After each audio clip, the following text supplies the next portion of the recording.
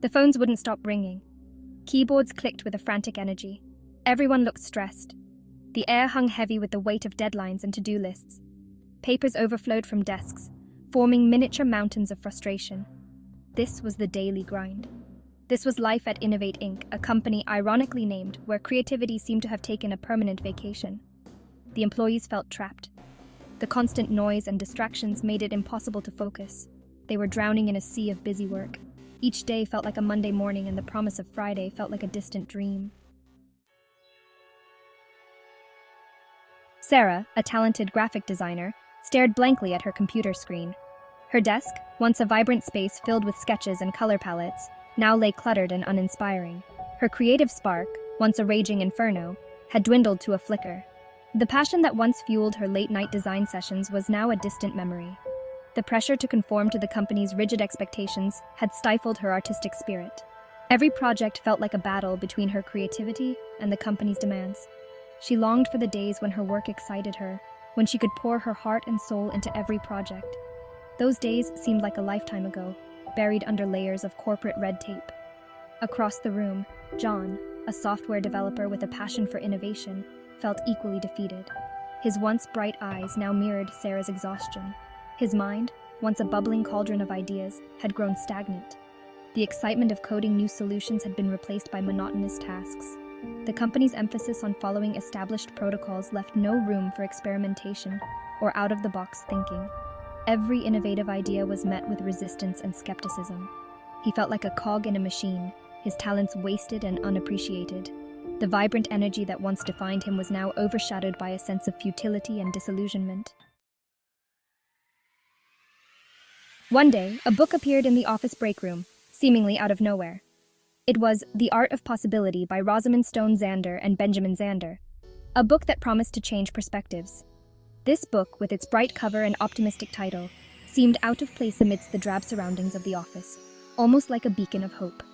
Intrigued, Sarah picked it up during a particularly stressful afternoon, hoping for a distraction, or perhaps some inspiration. She started reading, her skepticism slowly giving way to fascination as the pages unfolded new ideas and possibilities. The book presented a new way of thinking, a radical departure from the negativity and limitations that had permeated Innovate Inc. It was like a breath of fresh air. It spoke of embracing a growth mindset, of viewing challenges as opportunities for learning and development, rather than obstacles. It challenged readers to redefine success, to move beyond narrow definitions and embrace a more expansive view, one that included personal growth and collective achievement. Sarah couldn't keep this newfound wisdom to herself. She began sharing the book with her colleagues, sparking conversations and new ideas. Slowly but surely, the atmosphere at Innovate Inc. began to change. The once dull and stressful environment started to buzz with energy and creativity. The Art of Possibility had done more than just inspire Sarah. It had ignited a transformation within the entire office, leading to a more positive and productive workplace.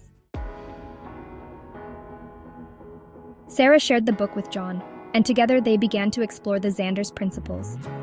The idea of a growth mindset resonated deeply with them. They realized that their belief in their own limitations had been holding them back.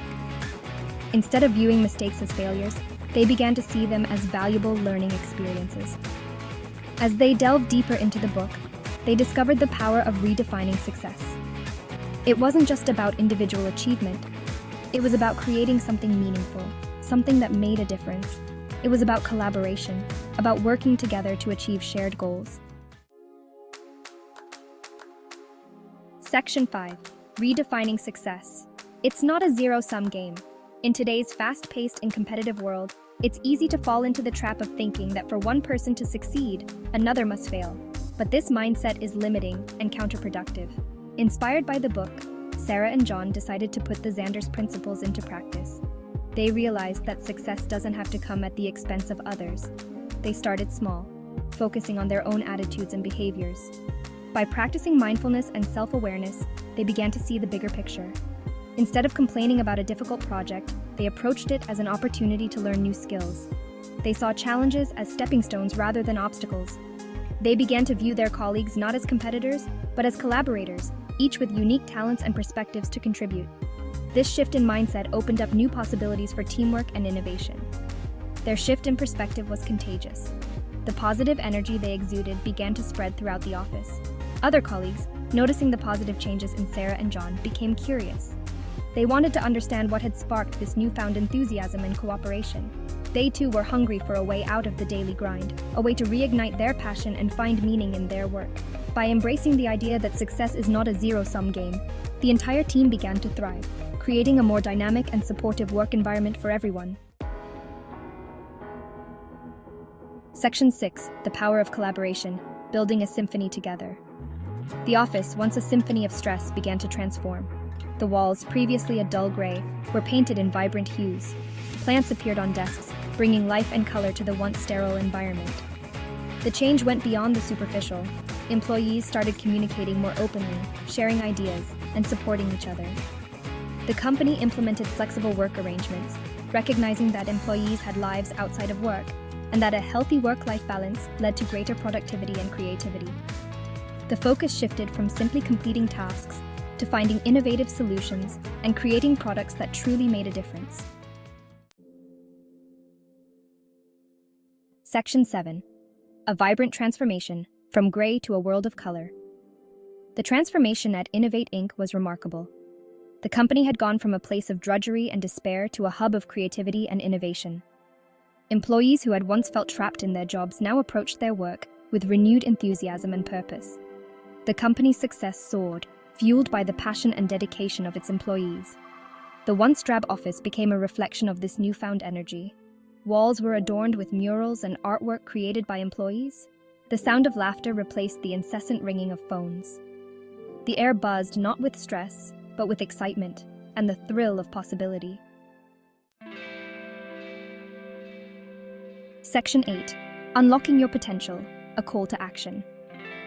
The story of Innovate Inc. is a testament to the transformative power of the art of possibility. It's a reminder that we are not bound by our circumstances, but by the choices we make. By embracing a growth mindset, redefining success, and fostering collaboration, we can unlock our potential and create a more fulfilling and meaningful life, both personally and professionally. So pick up a copy of The Art of Possibility and embark on your own journey of transformation. You might just be surprised by what you can achieve.